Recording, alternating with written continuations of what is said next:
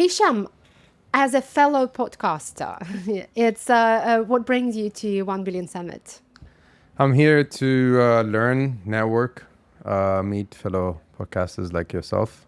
I think it's a good place where you see a lot of the giants, in person.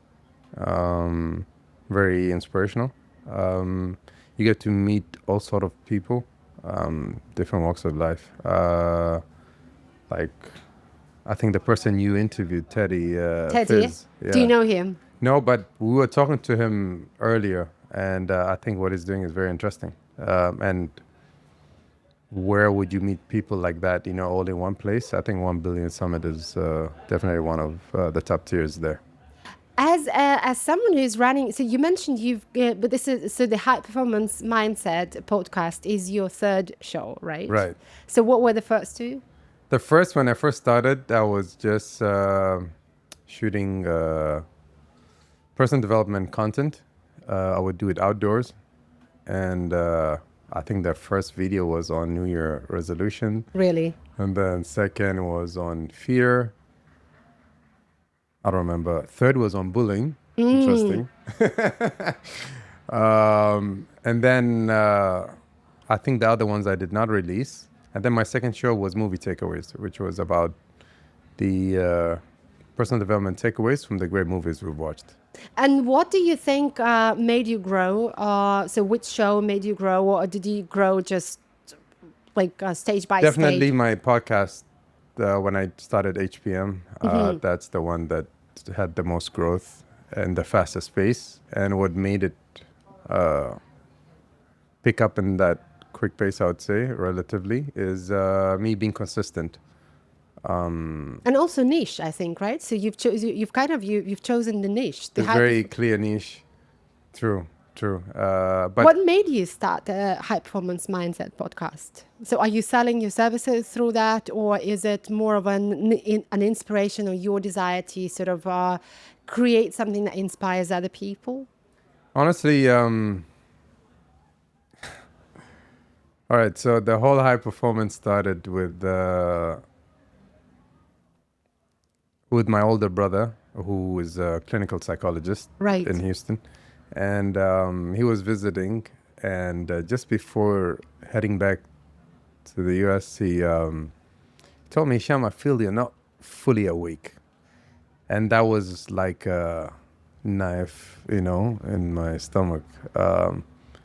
It hit a nerve. And it hit a nerve because I was aware of it. If I wasn't, I'd be like, yeah, he doesn't know what he's talking about. But he was accurate. And that's when I started, trying to become more switched on, increase my own performance. And I was already following Brandon Burchard. And that's around the same time he launched his book, High Performance Habits. So I got all into that. And then eventually in 2023, actually, I remember when I came up with I always had the idea to do my own podcast, but I didn't know in what. But I remember I was running just after COVID, just before going to work in the morning. And it was, that's when the name dawned on me. And, but it took me 2 years till I actually started filming. But why I did it, I felt us as the Arab world, I feel we're not very, how do I say? I think being a high performer is not one of our main goals, or it's not what we're programmed. We're more about, having the big house, having the nice cars, which of course around the world, but I think around the world might have a healthier balance. But I wanted to push that narrative more in the Middle East and the Arab world. And that's my motive of doing the High Performance Mindset podcast. Are you doing it in Arabic? Both in English and Arabic. And what works better? Arabic. Okay. Yeah, I would say it's because of the niche. English, you're competing with a lot of similar type of content. Of course, yes. Arabic, it's a smaller, not much people talk about that. And it's a relatively big market. What are you what are you learning from people you meet here? I mean, I know we're just half day through the 1 billion summit, but so what grabs your attention? Like what you've seen for now, and what grabs your attention as a content creator, probably, or as someone who wants to build something meaningful out of the media space too. No magic pill. Your content has to be it has to be good, and it has to be consistent. That is what it's all about. And if you can stick to that long enough, you'll be one of the guys on the billboards. There's no two ways about it. What's your primary goal with being online, let's say? Online, Like, yeah, with growing your audience online, are you chasing virality? Are you chasing popularity? Or are you chasing, let's say, impact. Impact? Impact is, but impact to reach or to have more impact, you want more reach.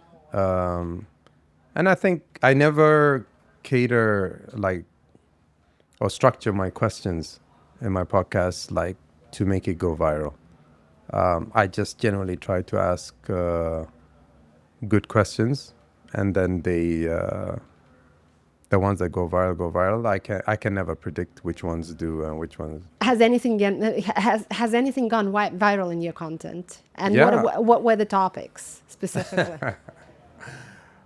The most viral probably is around 600,000 plus.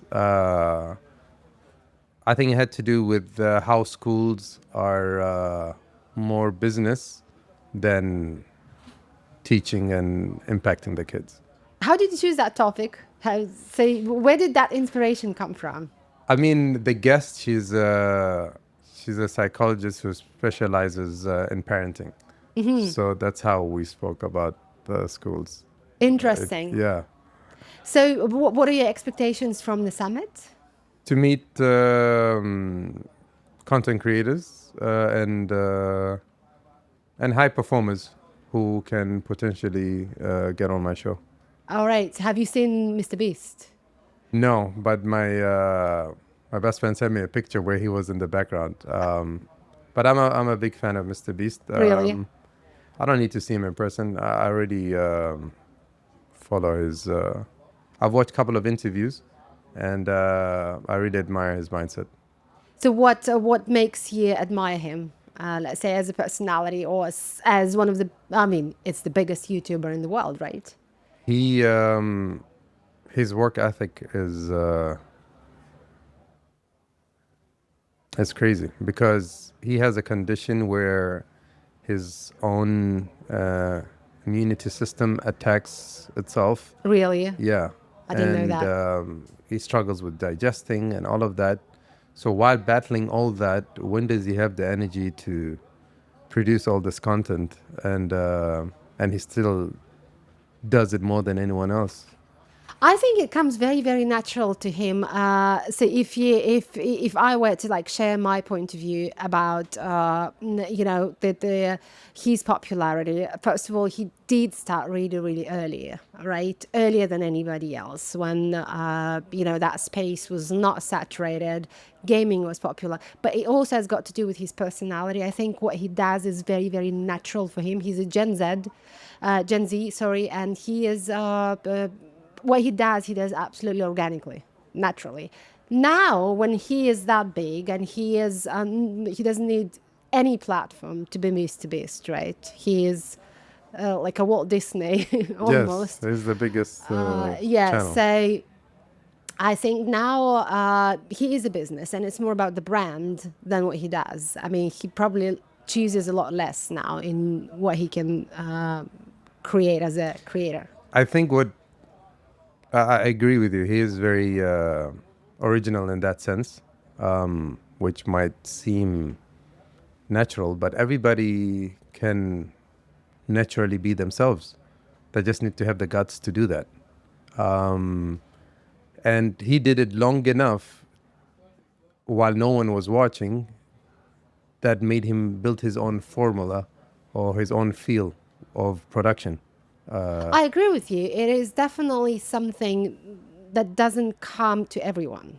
I agree. There's some uniqueness behind the fact that he grew that big. Absolutely. There's a lot of hard work. I think in the last years, definitely. Initially, it was probably a lot more organic than the last several years, right? Then there's a lot of work, a huge team, a lot of marketing, absolutely. But initially, there's some uniqueness in the personality itself. Yeah, I absolutely agree with that. So, but would you interview him if you had a chance? Of course, of course. What would you ask him? I'll ask him what is the high performance mindset from his perspective. Yeah. That's interesting. I wish you best of luck on the event. Hopefully, you'll grab whoever you want to interview, and hopefully, you can also catch MrBeast. But I think you'll fly away, frankly speaking, after today. All in good time. Yeah. All in good time, inshallah. Enjoy. Thank you so much for having me, Enjoy. Lara. I enjoyed this.